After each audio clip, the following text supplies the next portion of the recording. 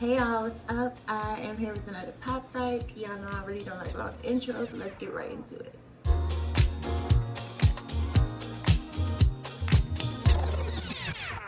So one of the first things I want to talk about is one of the most recent things that I've seen, and that is the relationship of Kenya Moore and Marc Daly. I recently saw the latest episode because it was recommended to me on YouTube, and their relationship makes me so uncomfortable.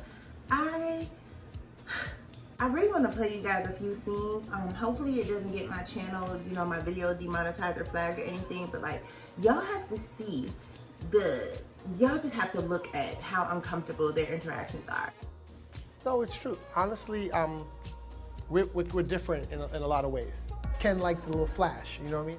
So when you say flash though. Let me finish before, Okay. because you're jumping in and you gotta respect the conversation. It's gotta be right when you first come in. The stage has to be here. Got the plugs, so it makes sense. I think you have your tables here, bam, bam, bam. Not too close to the bathroom. The food shouldn't be close to the bathroom. It'll be tight for That's 100. that's 50 people versus 100 people. And Seats you know the that- tables can't be near the bathroom, so everything has to be on this side. It seems And a then little, bring it in feels the- a little tight for the number of people. But the For question 100 is how many people. The I tables feel like I'm chasing you. The tables have to be at least 5 people. Well, I'm thinking through, so I have to go through it visually. Okay. When Marc gets excited about something, he has a one-track mind. You don't really interrupt, you don't really chime in, you just let him do his thing. I don't know. This is a picture of me here as a baby. You as a baby. So my baby shower will have you as a baby on it. It's our baby picture. This is just the beginning of it. You as a baby? Yeah, I'm telling a story. So I have to start with this, and I have to get to the story. Oh, yeah. Okay. What's crazy about that? Okay. All right. And then I have a picture of me as a baby too. Yeah. Do you have some baby pictures? No, Because I have never seen a baby I'm not picture. putting of a you. baby picture of me on this stuff. A lot of people put their baby pictures. Their on own the baby picture on the baby shower for their child. Without you? Nah, you number one. We're not thinking. I'm supposed to be number one. What? Who's number one, me or Brooklyn? I mean, like the borough? No, Like not the country Kenya borough. versus the borough Brooklyn? No, like the wife Kenya versus the daughter Brooklyn. What? What did you say? You spoke? No. Did you just say daddy? You missed it. What? Okay. Great job, baby. You said daddy first before you said mommy? Oh, I'm loving it.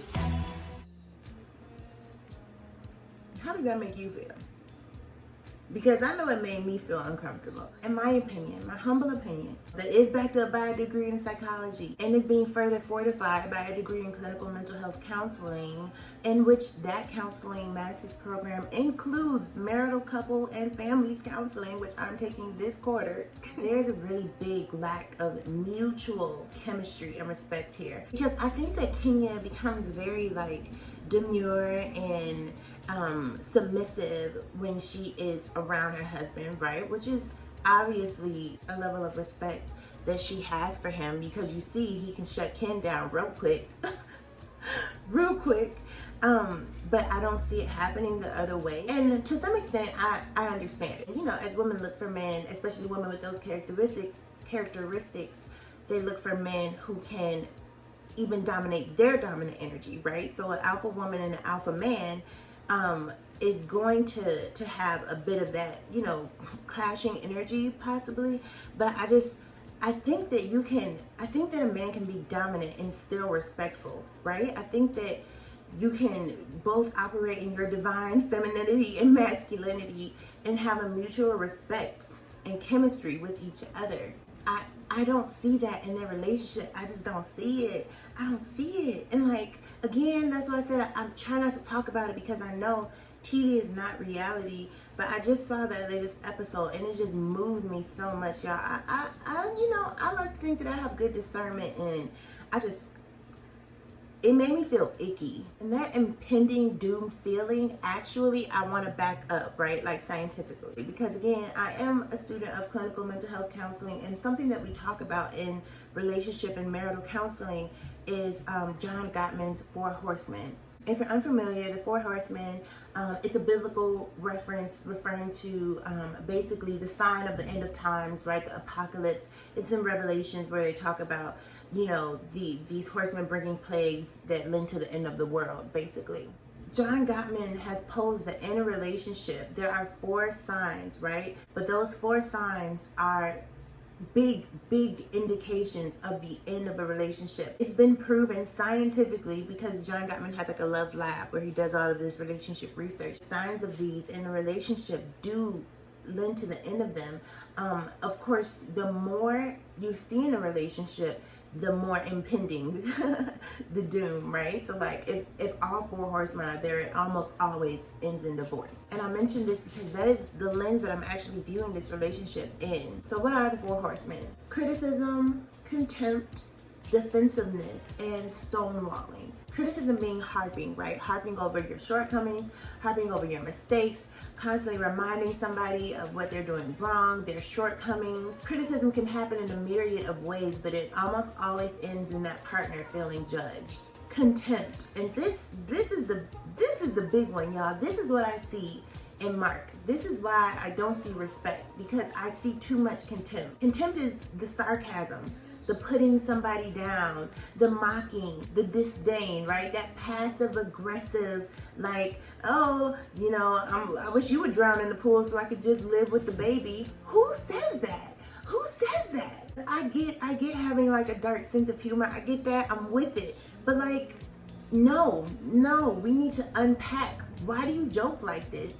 Why is this your language towards your wife, the mother of your child? Like, and granted, I can't remember exactly when they got married because, again, I don't watch this show, but their relationship is fairly new. Like, I don't get what's happening. The other horseman, defensiveness, is, you know, basically not being able to accept and own your part, your accountability. And in this case, I don't think that Marc's defensiveness, I haven't seen at least, like, him not being able to accept blame versus him never being able to see his wife's point. You get what I mean? Like him never coming to like the defense of his wife. She might have a point, and instead of like trying to understand, showing some empathy, at least Jesus Christ, it seems like he always is on the offense with her. Like he's always on the opposite team. And the last horseman is stonewalling, which is basically like emotional detachment. And that is also something that I watched in just one episode. It may just be like his personality, right? His personality may be a little bit more distant or detached, or his attachment style in general may be a little bit more avoidant. I think that it's very interesting watching them interact because it's almost like a one-way street. When Marc is talking and Kenya has input, it's like it's always shutting her down. If Kenya's talking, I think Marc is almost just like a brick wall where he's just like not even interacting, or just hardly interacting, like barely interacting, if not just completely ignoring her. He barely makes eye contact when he talks to her. When he does, it's condescending, like, again, I know that this is TV. TV is not reality. And to be fair, right, another point somebody that I watched on YouTube raised is that this guy mentioned, Marc Daly mentioned that he did not want to be on TV, right? And I guess Kenya convinced him otherwise, but it would make a lot more sense, or it puts a lot more into perspective looking at his behavior from the lens of he didn't want to be there in the first place. But at the same time, like, do you have to treat, like, can you just treat your wife with some dignity and some respect? She's your wife. She's the mother of your child. Like, Another interesting point is, even with all this contempt, right, and discomfort, they're technically in a long distance relationship. Kenya's in Georgia, he's in New York. I remember being in a long distance relationship in college, right? I was in Atlanta, my boyfriend at the time was in Chicago. The few times we saw each other, because we knew, you know, we had to leave and there was a time where we would be apart again, we were far more likely to be pleasant. Even if we did end up arguing, right? It was like, okay, I don't want to spend this little time that I have with you like this. So let's make the most of it. Like, I don't get their dynamic. I don't get it. I don't get it. I love to have conversations like these because, again, a student of psychology and counseling, I love to psychoanalyze everything. So this relationship just moved me to the point of having to make this video. And yeah, if you're an RHOA fan or a Kenya Moore, Marc Daly fan, I would love to hear your input. Do you think that this is a healthy relationship? Like, do you think, would you be able to stay in a relationship like this?